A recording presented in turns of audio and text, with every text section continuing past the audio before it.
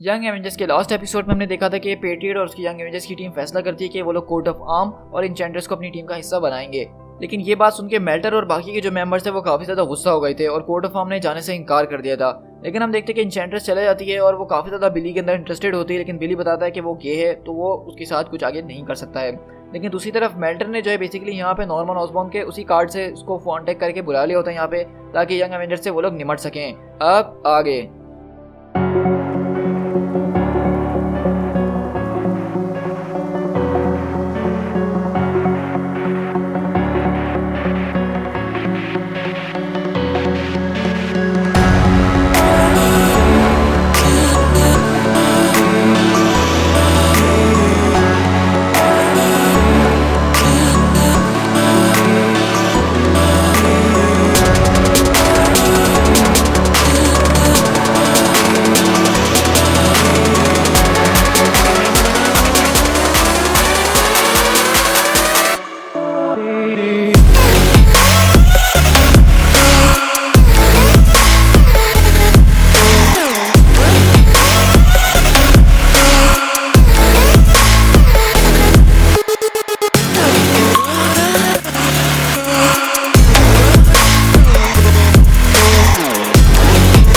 अब वहीं पे हम देखते हैं कि नॉर्मन ऑसबॉर्न बोलता है कि चलो गाइस, अब सब यहाँ पे मौजूद हैं, तुम लोगों के लिए एक डील है, क्यों ना हम सब आराम से खड़े रहें और डिसाइड करें कि कौन अवेंजर है और कौन नहीं है।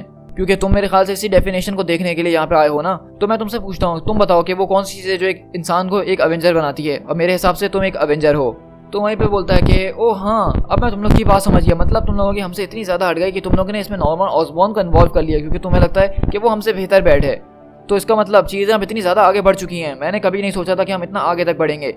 मेरे ख्याल से एज ऑफ मार्वल्स वो कब की गुजर चुकी है, लेकिन अभी हम जिंदा हैं। और अब मेरे लिए तुम्हारे पास एक डील है, क्यों ना हम इस बात को डिसाइड करें कि हम में से कौन कौन अवेंजर है और कौन कौन नहीं, और इस चीज़ को पता करेंगे हम लड़के। हम देखते हैं कि कौन है जो अवेंजर्स की तरह लड़ सकता है। और इस तरह वहाँ पे पेट्रियट बोलता है कि अवेंजर्स असेंबल, और इस तरह हम देखते हैं कि ये सारे के सारे जो लोग हैं वो आपस में एक साथ लड़ना शुरू करते हैं। तो इंचेंटर्स बोलती है कि तुमने मुझे वहाँ से निकाल के बाहर फेंक दिया। तो बोलता कि हमें तुम्हें अपने बेस से निकालना ही था। तुम मेरी बात इस वक्त नहीं समझोगी सिल्वी, लेकिन इसमें तुम्हारी कोई गलती नहीं है। हम तुम्हें इस बारे में बताने वाले थे, लेकिन हमें उस सब का मौका नहीं मिला। तुम इस बात को नहीं जानती हो कि तुम आखिरकार हो कौन, लेकिन हम इस बात को अब जान चुके हैं। और वहीं पे हम देखते हैं कि इस तरह से एग्जीक्यूशनर लड़ रहा होता है केट बिशप से, लेकिन तभी वहाँ पे हॉकाई आता है और वो केट बिशप बोलती है कि तुम कोई हॉकाई नहीं हो। और वहाँ पे केट बिशप जो है उससे ज़बरदस्त तरीके से लड़ना शुरू करती है और वो एक तरफ जो है एग्जीक्यूशनर के हाथ में अपना तीर भी घुसा देती है। तो वहीं पे हॉकाई कहता है कि इससे दूर रहो बच्चे, मुझे ये लड़की पसंद आ गई है, मेरी बॉडी एक वेपन है और वो उसको मारने के लिए तड़प रही है। और वहीं पे कोर्ट ऑफ आर्म इनको सबको देख रही होती है, लेकिन वो लड़ नहीं रही होती। और वहीं पे वुल्वरीन आता है यानी कि डैकन, और बोलता है हल्कलिंग की तरफ, तो अब आखिरकार तुम कौन हो जो कि हल्क के कपड़ों में यहाँ पे घूम रहा है। तो हल्कलिंग बोलता है कि मैं जितना दिखता हूँ उससे कहीं ज़्यादा कॉम्प्लिकेटेड हूँ, इसलिए तुम जो ट्रिक इस्तेमाल कर रहे हो मेरे साथ आजमाने की, वो मुझ पर काम नहीं करने वाली है। मैं हर एक चीज़ से इम्यून हूँ जो तुम देख रहे हो। और वो उसके ऊपर ज़बरदस्त किस्म से एक पंच मारता है। तो वहीं पे विजन बोलता है कि तुम इस बात को जानते थे एगहेड कि तुम ये सिल्वी की न्यूज़ हमें दोगे तो हम इसके ऊपर रिएक्ट जरूर करेंगे। हम जो है उसको अपने मेंशन की मैजिकल डिफेंसेस को चेक करने नहीं दे सकते थे, और इसलिए हम तुमसे यहाँ पे बात करने के लिए आए थे। और एगहेड बोलता है कि बात तो सिर्फ वो लोग करते हैं जो कमज़ोर होते हैं और उनको बड़े कामों से करने से रोक दिया जाता है, लेकिन हम केओस हैं, हमें कोई नहीं रोक सकता है। तुम्हें क्या लगता है कि तुम बहुत बड़ी हो? मैं तुम्हें दिखाती हूँ कि असली बढ़त कौन है। और इससे हम देखते हैं बिग जीरो और केसी लैंग के बीच भी यहाँ पे फाइट चलना शुरू हो जाती है। तो बोलते हैं कि तुम्हारी सबसे बड़ी यही मिस्टेक है कि तुम बहुत बड़ी हो, एक बिग जीरो हो तुम। तो वहीं पे वो बोलती है केसी लैंग कि तुम्हारे पास जो कुछ भी है मुझ पे आजमा के देख लो। अब हम लोग कैप्टन अमेरिका की लेगेसी हैं जिससे तुम लड़ रही हो, हम आयरन मैन की लेगेसी हैं। तुम इस वक्त जो एवेंजर से लड़ रही हो वो भी असली वाले। और वहीं पे मेल्टर बोलता है कि तुम सरेंडर कर दो, तुम्हारे लिए यही बेहतर होगा। तुम forces of law of orders के खिलाफ नहीं खड़े हो सकते हो। लेकिन स्पीड जो यहाँ पे मेल्टर से लड़ रहा होता है बोलता है कि वाओ क्या बात है तुम्हारी, लेकिन तुम एक बहुत ही टेरिबल कॉप बनोगे अगर मेल्टर बने तो। तुम्हें जो है इस बारे में काफी प्रैक्टिस करने की जरूरत है, क्योंकि तुम कभी हीरो बनते हो कभी रेबेलियस बनते हो। मुझे समझ में नहीं आ रहा कि तुम चाहते क्या हो असल में। तो मेंटर बोलता है कि तुम क्या कह रहे हो, मुझे नहीं पता। तो बोलता है कि हाँ मैं जानता हूँ तुम्हें नहीं पता, लेकिन मोस्ट यूनिकली तुम सबसे ज़्यादा ब्रिलियंट थे इन सारे लोगों के दरमियान, और सबसे ज़्यादा खतरनाक गद्दार भी तुम ही निकले, और अब मुझे तुम्हारी कोई परवाह नहीं है। तो नॉर्मन बोलता है कि बस करो बच्चों, अब इस तमाशे को खत्म करते हैं, क्योंकि इस सब के बाद मैं तुम में से काफ़ी लोगों को अपनी टीम में हायर करने वाला हूँ। तो मैं नहीं चाहता कि तुम में से कोई जेल जाए और उसको जेल से छुड़वा के लाना पड़े। अब ये बचपना खत्म करो और हम लोग बातचीत करते हैं। और वहीं पे पेट्रियट को गुस्सा आता है और बोलता है कि ऑसबॉर्न, तुमने सिर्फ एवेंजर्स का नाम नहीं चुराया है, बल्कि तुमने मेरा नाम भी चुराया है, आयरन पेट्रियट। और तुमने साथ ही साथ वो वर्ड हीरो भी चुराया है, और साथ ही साथ तुमने वो कॉस्ट्यूम भी चुराया है, और साथ ही साथ तुमने झंडे को भी अपने ऊपर पेंट कर लिया है। तुम कोई हीरो नहीं हो, तुम कोई पेट्रियट नहीं हो और तुम कोई अवेंजर तो बिल्कुल भी नहीं हो। और इस तरह हम देखते हैं कि पेट्रियट को गुस्सा आता है और वो सीधा यहाँ पे नॉर्मन ऑसबॉर्न के ऊपर चढ़ता है और उसको मारना शुरू करता है और बोलता है कि मेरा हाथ टूट गया। तो केट बोलती है कि यही बात तो तुम्हारी सबसे जबरदस्त है, आई लव यू। तो पेट्रियट बोलता है कि मेरा हाथ तो वैसे अक्सर टूटता ही रहता है। वहीं पे पेट्रियट के पास मेल्टर आता है और बोलता है तो तुम लोग हमें यहाँ पे ये ऑफर करने के लिए आए थे, तुम तो हमसे भी ज्यादा लूजलेस निकले, तुम्हारे बुलाने का तो यहाँ पे कोई फायदा ही नहीं हुआ है। तो वहाँ पे नॉर्मन ऑसबॉर्न बोलता है कि इसने एक्चुअली मुझे नॉक डाउन कर दिया और ये काफी कमाल की बात है।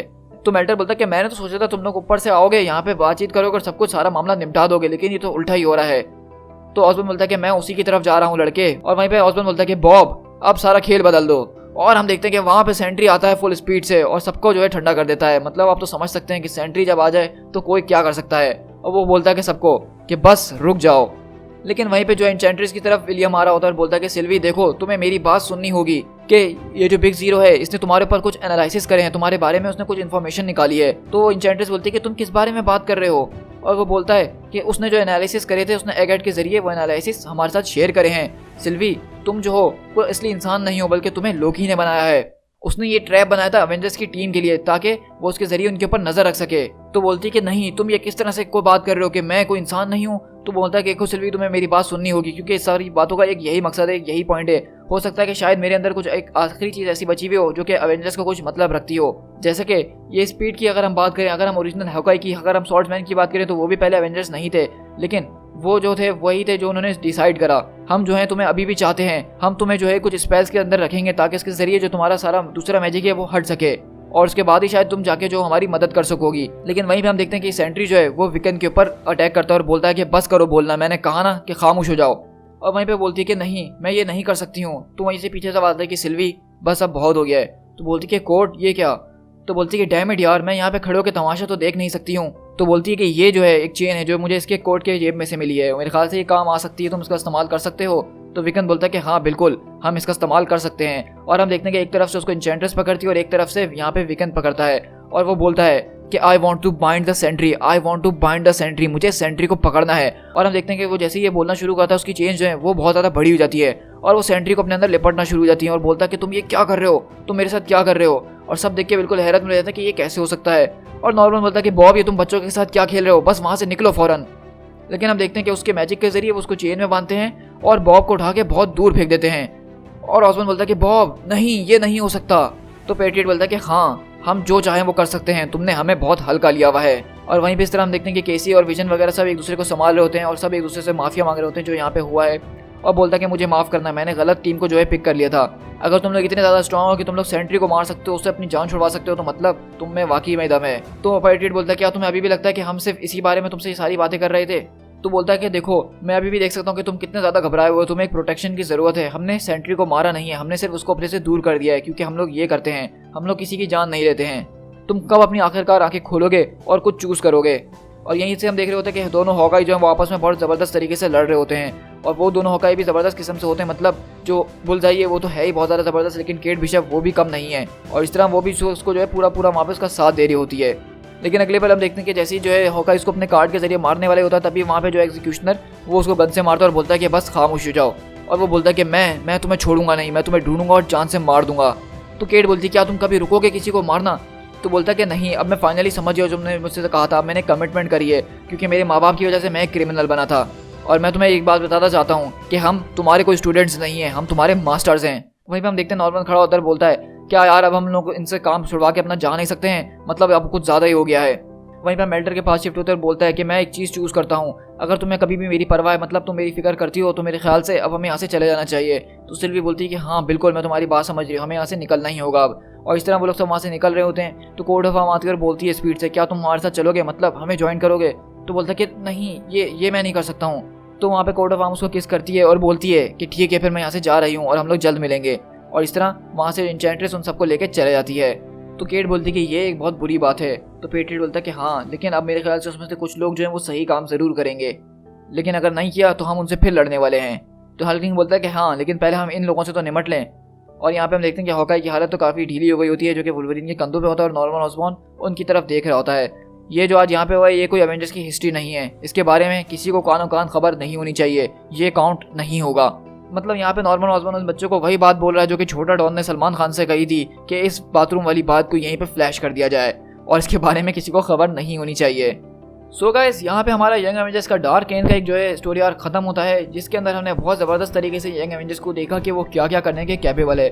मतलब आप अगर खाली यंग एवेंजर्स की टीम में विकन की बात करें तो वो बहुत ही ज़्यादा एक पावरफुल बीइंग है, क्योंकि सीधी सी बात ये है कि वो स्कारलेट विच के बच्चे में से एक है। स्पीड और विकन दोनों स्कारलेट विच के बच्चे हैं, लेकिन अभी तक ये बात इनको कंफर्म नहीं है।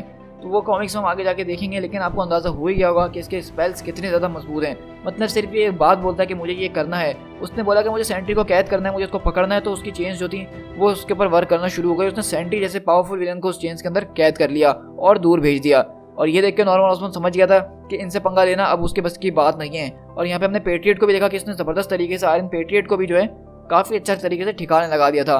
अब बात की जाए इस स्टोरी की एंडिंग की तरफ से, तो मैं इससे काफ़ी ज़्यादा डिसअपॉइंटेड था, क्योंकि इसमें हमें अच्छा सा एक कंक्लूजन नहीं दिया गया इस स्टोरी का। अब हमें पता है कि यंग एवेंजर्स की टीम जो है वो तो रहेगी, लेकिन दूसरी तरफ ये जो यंग मास्टर्स हैं इनके बारे में हमें कुछ खास नहीं बताया गया कि ये लोग यहाँ से गए तो कहाँ गए, और वो जो सिल्वी जो कि दरअसल लोकी की बनाई हुई एक इंचेंट्रेस है उसका क्या हुआ।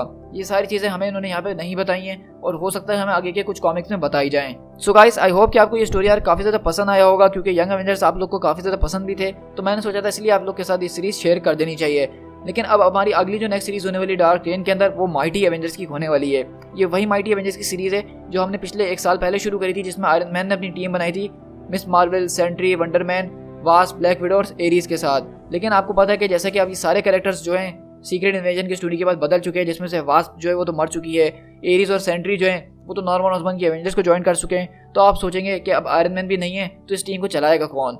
तो इसकी मज़ेदार बात यही है कि हम इस स्टोरी को देखेंगे अपनी माइटी एवेंजर्स की टीम में कि अब इस माइटी एवेंजर्स की टीम के कौन कौन से मेंबर्स हैं और इसको कौन लीड करने वाला है।